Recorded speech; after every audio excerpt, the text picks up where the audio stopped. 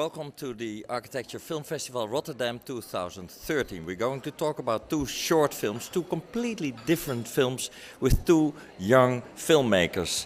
On my left-hand side is Nathan Eddy, who made a kind of a pamphlet film about a building that's about to disappear if we don't take care. A wonderful building in Chicago, the Prentice Women's Hospital, and the film is called The Absent Column. And beside him is Kipwet Tavares from Zanzibar, I must say. Well, you made at least a wonderful animation about a fish in Zanzibar. It's a kind of a fairy tale story, and one might wonder, what is a fish doing in an architecture film festival? Well, you portrait the Stone Town, which is the main city in Zanzibar, in a wonderful way. We're going to talk about that later, but first, the Prentice Women's Hospital, The Absent Column. Let's have a look at the clip of your film. I don't think there's any greater city of great architecture than Chicago. And I don't know that there's another city that's as known for its architecture. People come from literally all over the world to see our architecture.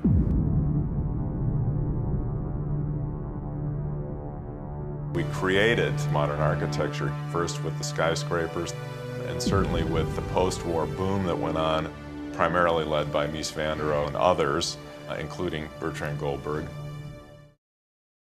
Nathan, what attracted you to that story?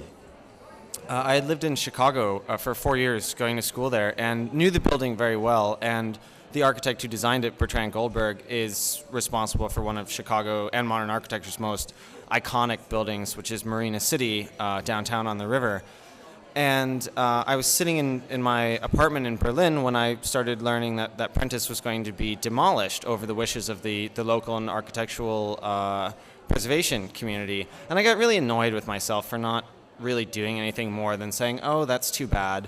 So I called up two of my filmmaking friends and I said, if I fly you out to Chicago, will you help me make this movie?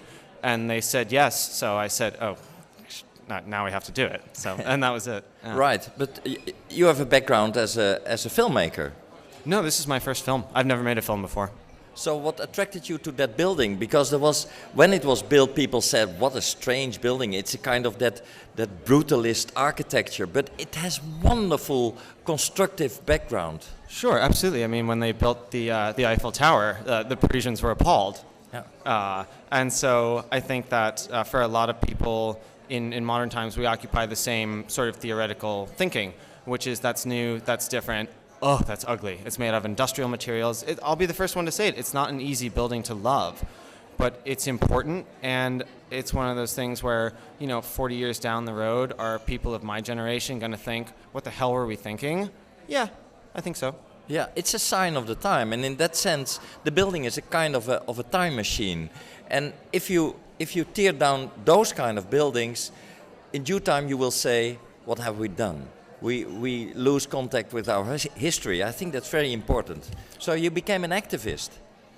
No, I wouldn't say that. I think I started the project sort of thinking that way. Yeah, absolutely. I'll admit that. But by the time that I got to Chicago and started laying out who we were going to interview and how we were going to shoot it and who we were going to talk to, I felt that it would be much more interesting to make a film about process and to leave it up to people at the end of the film to say, look, these are the different competing forces involved.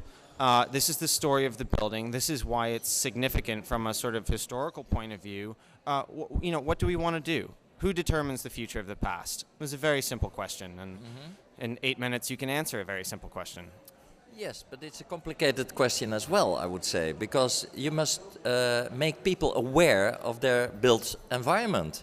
For a lot of people, that's just what it is, a built environment, and they don't take care. They know where the bakery is and they know where their friends live, but they don't give a damn about the cultural aspect of that environment. In a city like Chicago, I would take exception to that argument. I think that the people of Chicago are very well aware of the role that they play in the development of modern architecture, and in a better sense, they embrace it and they celebrate it in a very informal way.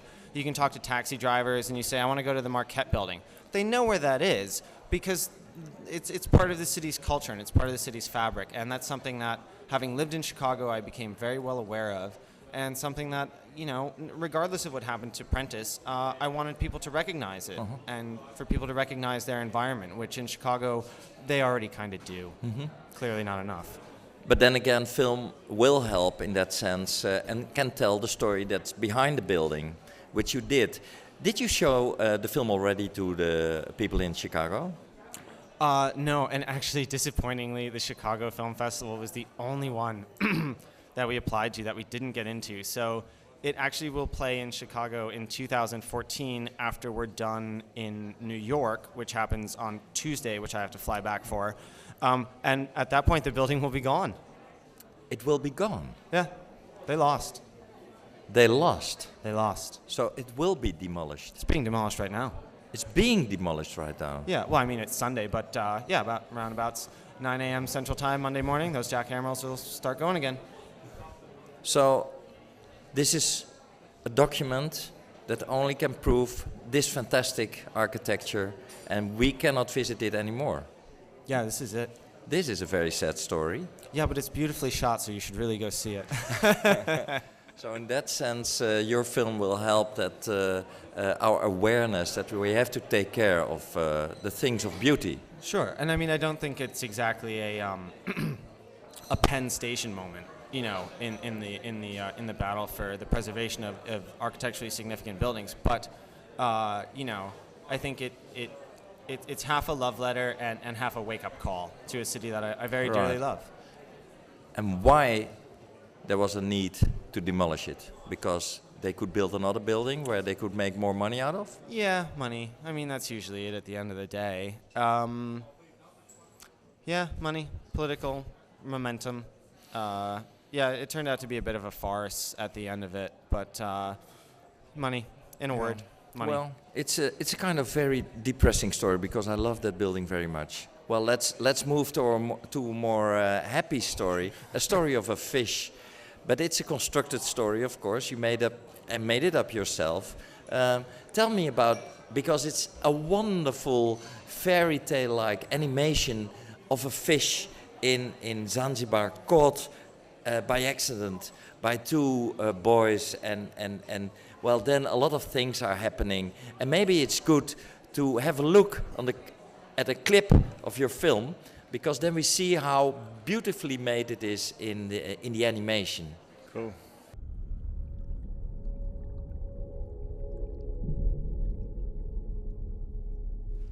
The same bitchy, the same sound, the same life. We need to build something in this town, no? What we need is tourist dollars. Do you think I have a best side, or they both equally impeccable? They are both equally ugly. You look like a baboon. A baboon? I know many fine baboons.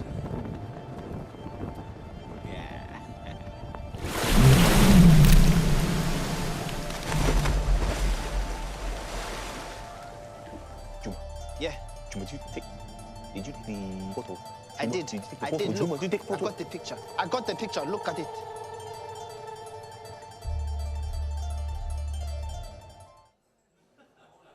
Wonderful. So you see the animated fish and two boys, one stole a camera, and while they make a picture of the stolen camera, they see suddenly the fish come up, Yeah. and there the story is launched. And you make a beautiful portrait of Stone Town in Zanzibar as well. So where did the story came from? The story initially came from reading Hemingway, Old Man and the Sea, and trying to kind of have a modern twist and a modern take and an African take on that book. So recreating the ideas of kind of this man versus beast, kind of man versus nature story, and retelling that in a kind of contemporary way, using contemporary techniques. All right. Well, Zanzibar, the Stone Town, is a very picturesque setting, of course, and it has this Arabic flavor, Arabic African flavor, and of course there's a lot of people buying and selling fish, and you smell it all around. And you smell the sea. You have this taste of this history. If you've been on Zanzibar, you immediately understand the background of the city. What's your own background? My own background, I was born in London. I've got West Indian, Caribbean parents, and I've travelled a lot, but I grew up essentially in London. And I guess what I love about that is your life becomes very mixed because you're kind of in these areas where you meet people from all over the world, so it's really cosmopolitan. So, but it's growing up in London essentially. Zanzibar is like London. It's a mix of ethnic cultures, and you even have India and well, Freddie. Well, he was the most famous. Freddie Mercury, yeah. Freddie Mercury. He's got a bar called Mercury's. He was called. Yeah. Of course, everybody's talking Zanzibar. Freddie Mercury. But you were educated in making these, or were you educated in architecture, or? Well, I trained as initially an engineer and then an architect, and I was on a course which we were given free rein to kind of express our architectural ideas and our architectural intentions through film and animation. And I made a short previously called Ropes of Brixton, which then kind of launched the film career and also launched my company, Factory 15. Right. You're working together with other young people now in the studio. We've seen another short of a product of your studio. Yeah. And so what are you aiming for? You want to make more stories like this, fairy tales, and in an animated form? Well, this is not purely animation because you shot on Zanzibar yourself. But is that your next step, making another short movie on that? The next step, I think, is stepping up to making a feature film. I've got some in development, and it is just to kind of try and tell stories that are really important to me, but also to kind of, on a very human level, tell these kind of really important stories, but use animation as a technique to kind of make those stories in some way visually more ambitious and visually intriguing to other people. So, you know, Jonah's about tourism, really, and it's a kind of very intricate, elaborate retelling of a story, but using the CGI, using animation to kind of get people in for different reasons, because they might like the visuals, they might like the way it's shot, they might like the music. It's kind of using all the tools that film has at its kind of advantage to get people to think about something that's actually quite important. It has a stronger presence, of course, but with animation you can show something that you cannot show in real life, and that you can make use of that. Architects in general are making use of animation to show a world that will be built. Yeah. But for you, this is the end product. Yeah, it's kind of what happens after that world's built, and what are the consequences of building that. Or what are the consequences of going down a certain route. So it's a what-if scenario. It would be nice to combine both of your work. Maybe you can make an animation of the building that's just been demolished to give a flavor how it could develop in due time. What would you think? I actually just can't believe that your film turns out to be animated, because one of my very dearest friends who was responsible for the poster of the film that we made is an incredible animator, used to work for Takashi Murakami, and I roped him into this whole project too. But yeah, when we were going to see a clip and you said an animated film, I got so excited because I had no idea. So yeah, I mean, I love animation. I think there's so many possibilities, and especially combined with architecture, it's a match that's well suited for. You really can show a great world, and I see possibilities for animation, making drama. And combine their work with architects. It would be wonderful. Create a new world where only happiness is and no demolition. That would be wonderful. Or the other way around. I think they both have possibilities. Okay, if it's an animated world, you cannot demolish it because it's in your mind. It's fantasy. Well, you build it up and then you demolish it. That's what happened with my building. Poor you. Well, anyway, thank you very much for coming, and I hope this film will show the world that we have to take care and look carefully and use our fantasies with your film. Thank you very much for coming. Thank you so much for having us. It's a pleasure.